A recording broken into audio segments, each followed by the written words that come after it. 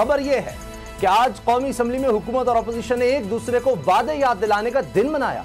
Opposition leader Shahbaz शरीफ ने हुकूमत को नौकरियां देने का वादा याद दिलाया। सवाल क्या कि कहां है 1 करोड़ नौकरियां? शिकवा यह था कि उल्टा नए पाकिस्तान ने 50 लाख लोगों को बेरोजगार कर दिया है।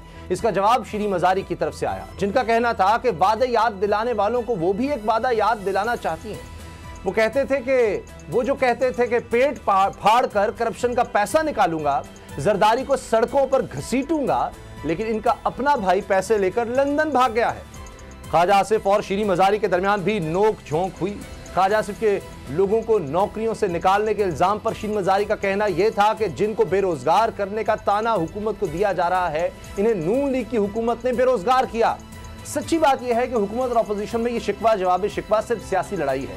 असल मसला जो अवाम को दरपेश है वो महंगाई है, जिससे अवाम की जान पर बन आई है। बिजली, पेट्रोल, यूटिलिटी स्टोर्स में सब्सिडी का मामला हो, हर जगह दुहाई ही दुहाई है। लेकिन तल्ख हकीकत यह है कि खुद को राहबर कहलाने वालों का ध्यान सिर्फ अपनी अपनी सियासी लड़ाई पर है, जिसके लिए नई सफबंदियां जारी हैं। अंदर की खबर यह है कि नून लीग हुकूमत के खिलाफ कोई नई गेम करने जा रही है। एक साथ 20 लीगी रहनुमाओं ने बरतानिया के वीजे के लिए अप्लाई कर दिया है।